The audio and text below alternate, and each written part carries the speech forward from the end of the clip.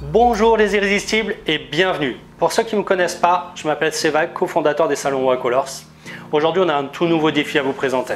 On a 3 irrésistibles qui nous ont dit écoutez, ça sert à rien de faire la consultation aujourd'hui, coupez-moi juste les pointes parce que vu l'état de mes cheveux, la frisure que j'ai, franchement, il n'y a pas grand chose à y faire.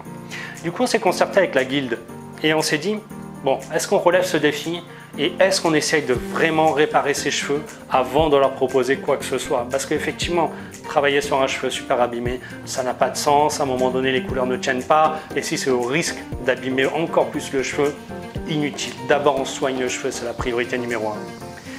Mais c'est vrai qu'on s'est dit on va relever le défi. Par contre, je peux vous avouer un truc, c'est qu'on a flippé quand on a vu l'état des cheveux et de la frisure. Donc, je vais vous présenter ce tout nouveau défi. On va vous donner un maximum d'astuces et de conseils pour si vous avez l'intention de faire un lissage brésilien. Et donc, c'est parti pour le défi lissage brésilien.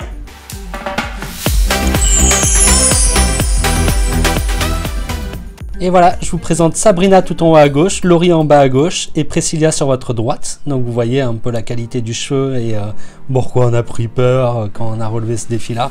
Donc j'espère vraiment qu'on va obtenir un résultat qui soit vraiment à la hauteur de ce qu'elles attendent de nous. Donc vous savez qu'il existe plusieurs types de lissage brésilien. Il existe des lissages brésiliens qui sont à base de kératine, d'autres à base de kératine plus du formol. Donc l'efficacité est vraiment plus intense. Par contre, effectivement, il y a un peu de formol. Donc à long terme, c'est pas génial pour le cheveu, même si sur le coup, ça va être extraordinaire.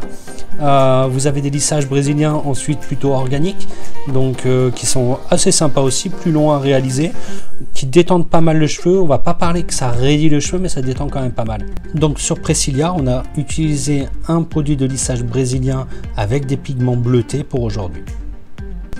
Donc là on était à l'étape shampoing, donc l'objectif c'est d'enlever tous les résidus, d'ouvrir les écailles de votre cheveu, de préparer le cheveu à recevoir la kératine.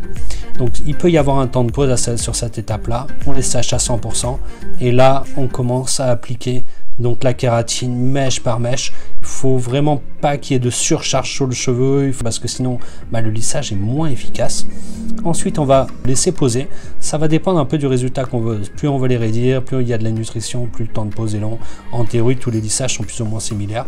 Certains demandent un apport de chaleur, d'autres pas forcément. Pareil, cette étape est aléatoire selon le type de lissage. Là, on a besoin d'enlever légèrement la surcharge. C'est vraiment très rapide. C'est juste un petit coup de jet d'eau, tac, et on va repasser devant, les ressécher à 100%.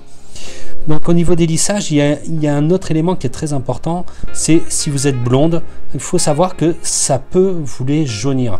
Donc les seules solutions pour pas que ça jaunisse, c'est soit travailler à une température plus faible au niveau du lisseur. Par contre, effectivement, le résultat sera plus léger, la tenue dans le temps plus légère, ou bien il existe des types de lissage brésiliens exprès pour les blondes et à l'intérieur on va retrouver des pigments légèrement bleutés qui vont permettre justement de ne pas jaunir le cheveu et de travailler sur une température vraiment idéale par rapport à votre qualité de cheveux.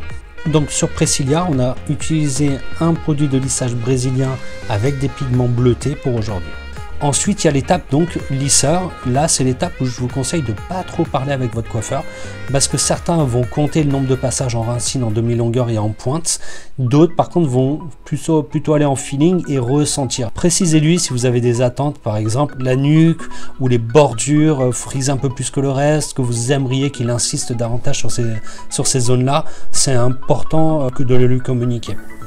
Sachez qu'au niveau de l'entretien, moi ce que je vous recommande c'est pendant 48 heures derrière de prendre le temps de repasser un petit coup de plaque, surtout sur ces zones-là, avant de réaliser votre premier shampoing. Et voilà, je vais vous laisser découvrir donc le résultat de ces fameux lissages.